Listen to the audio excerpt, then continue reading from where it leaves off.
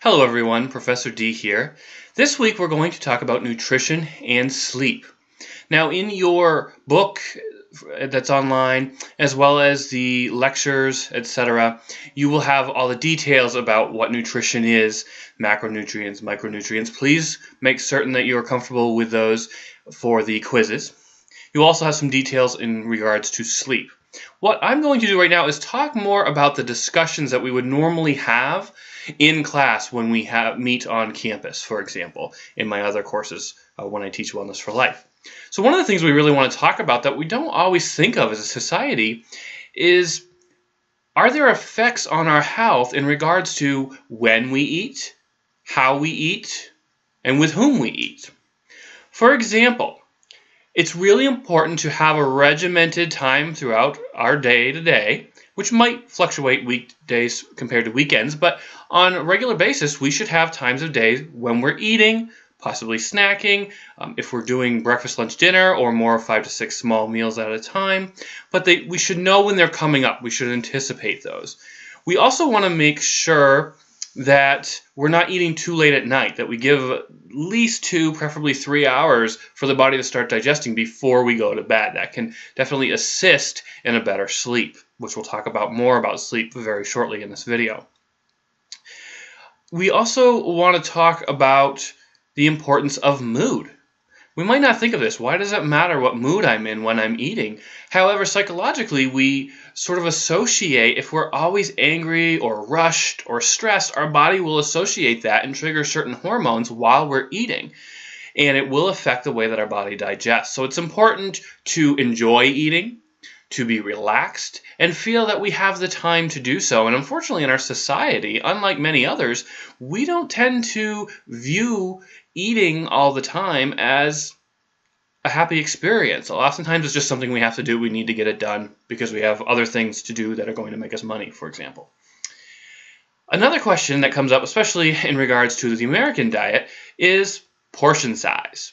Should we be eating until we just can't possibly eat anymore? And many people fall victim to this, feeling that there's more money's worth, or maybe I can go longer in between meals if I really fill myself up as much as possible. But it's really more important to follow the guidelines that are posted, for example, in sites that you will investigate this week, like myplate.gov, and follow the serving sizes for your age group, and also make certain that you are having a variety of everything that you need. You're getting your right amount of fruits, vegetables. So it's really quality of the diet. Certainly quantity does matter to some degree. You don't want to have too much of one and not the other. You do want to have that variety of diet. But it is something to think about, portion size, and that's something that definitely we could all improve on, and typically in our diet here in America. Another thing that sort of follows along with that is identifying patterns of behavior in our eating. This is best done with food journaling. Now, you could just get an old spiral-bound notebook and journal and keep track of things and look things up manually, and that's the way many people did in the past. However, now with apps on your smartphones, as well as websites such as MyFitnessPal, which also is an app, you can more easily track things digitally, and sometimes you can even take pictures of the barcode, and it will automatically populate the calories, sugars, proteins, etc. that are in that item. Many common restaurants and restaurant food items are also on there, so you are still able to go out and track your choices that way. And a lot of these apps technologically notify you if you're over on something for the day or for the week. And some of them can also coordinate with a wearable device like the Fitbit and tell you about how many steps you're getting and give you suggestions that way. So we are getting to a time where we can use technology to our advantage in finding out those patterns that we could change to improve our health, especially in regards to eating. One point I always like to make when discussing food journaling is you need to keep track of your beverages. Unless you are only drinking water, there typically are going to be calories, and especially from sugars, in other drinks like juices, Coffee, especially if there's a lot of coloring and caramels and sugar, possibly whipped cream and things of that sort, those types of beverages. Soda definitely needs to be tracked. And a lot of people will food journal and they will say, well, I'm only getting the number of calories I should be, and it's been a month and I haven't lost any weight. Not that weight is the only number you should be concerned with. And they get frustrated. It's because they're not journaling the 1,000 calories they're drinking in sugary drinks every day. So we have to remember that we can get calories from the sugars in our drinks. So we have to think of that too when we are food journaling. Next, I'd like to talk about something that's very important. We all know it's important, and that's sleep. We know it's important, but we don't always find time for it, and there's many things that can cause sleep to be challenging for us. So let's talk about this for a few minutes. When we have an infant, we understand how important sleep is, and we make sure that they have their around 18 hours of sleep per day, and that everything is quiet, and maybe we play some comforting music to them, and make sure the room's dark and the dog's not barking, and things of that sort. Once we get into adolescence, we tend to stop focusing on the importance of sleep, and that's unfortunate because it's very important for everyone. What's happening during sleep is we're allowing our muscles to relax, and blood flow increases to the muscles to help in repair and such, so that we have strong skeletal muscles the next day. It allows for tissue growth and repair. Energy is restored because we're not physically moving as much as we are during the day, so our body is able to focus on storing up energy from our previous meals.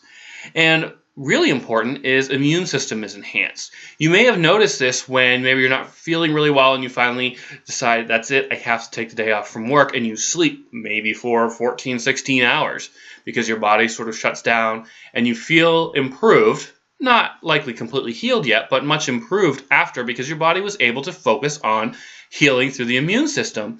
You were not driving to and from work and being stressed out and picking the kids up from practice and making meals and paying the mortgage and all these other things that you normally would be focusing on. Your body was able to focus its energies on the healing and immune system, and that's why sleep is really important for anybody, especially if they're trying to overcome potential illness or infection. We want to understand that there are different amounts of sleep required for different age groups. As I mentioned, babies need the most sleep, typically. And then it peaks again around adolescence. And that is a group, when we're teenagers, that we really need a little bit more than the 7 to 8 hours. We need more, about 8 to 10. And unfortunately, this is a time in our lives where we are starting to get really busy. We have school, athletics, possibly our first job, family and friend obligations. Oftentimes, teenagers do not get as much sleep as they should, and that can definitely have some repercussions. Then it's about 7 to 8 throughout the remainder of the years until we get toward our senior years, where we might need a little bit more. You don't need to know the numbers, but just understand that there is a fluctuation in the number of hours that we do need throughout our lives, and that oftentimes teenagers are a group that really don't have the ability or chance to sleep as often as they should by the way that our society is designed. Some signs and symptoms that sleep needs are not being met. We probably know these. We've probably known them for years. You might notice them on someone else or maybe even on yourself. The dark circles under the eyes, where, again, that tissue repair is not able to happen, so there's a lot of just old fluid that's sort of building up, and you're able to see that. It's not able to be resorbed. Fatigued, obviously, very tired. We've all experienced that, and we've seen people experience that. Irritable. We probably have snapped at somebody for really no good reason when we were very tired, or maybe someone has been a little snippy with us when they're not getting that sleep. So that's certainly something. And a foggy memory, that certainly can be many different things, but if typically we're very strong at remembering things, that we remember that we needed to stop to the grocery store and get bread and et cetera, before we come home, and we forget, little things like that, or walk into the room and you can't remember why you walked in there. If that doesn't normally happen when you're not tired, then that is likely because your brain's just not able to process as well because it's tired. So what are the things that we can do to promote a better quantity, amount, and quality of sleep? This is a little tricky, and it's certainly something that is customized to each person, but there are some generalities that we can all sort of agree on. And certainly comfort is important. We need to all have a properly supportive pillow and mattress. A lot of people talk about how important the mattress is. They spend a lot of money on a mattress and then they forget about the pillow, and they still have upper back and neck problems, maybe some pulling into the low back. So we don't want to forget about that pillow as well. If you're going to invest in a good mattress, which you should, you want to spend a little bit extra and invest in a really good pillow as well, so that your entire spine is properly supported throughout sleep. You want to think about noise. Some people need complete quiet to sleep. Others like to have some background noise to drown out if the neighbor turns their car alarm on in the middle of the night or something like that. Some people like white noise, environmental sounds, waterfalls, things of that sort. So that might be helpful for some people. Essential oils, aromatherapy, can be helpful too. Some people will have a dispenser in their bedroom that releases these aromas throughout the night that helps calm them down and supports induced sleep. Sometimes, depending on where you live, you really need to block out the light.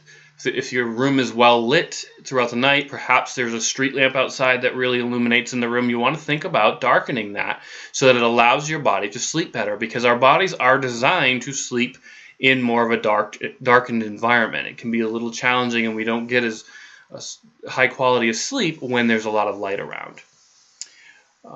Perhaps journaling before bed. If you're the type of person like I am, where I have a hard time shutting my mind off if I haven't thought of everything I want to think of for the day and had a plan for it, or if there's things to do tomorrow, I need to make sure that I know that I'm going to do this before I leave the house in the morning, and then when I come home at lunch, I'm going to do this. And that helps me sort of calm my mind so that I'm able to move forward with sleeping and not be restless or wake up and be concerned that I can't get back to sleep because I have all these things that I'm trying to solve while I should be sleeping. So I hope you found this information helpful, and I look forward to discussing this topic further with you all this week in the discussion board. So have a great week.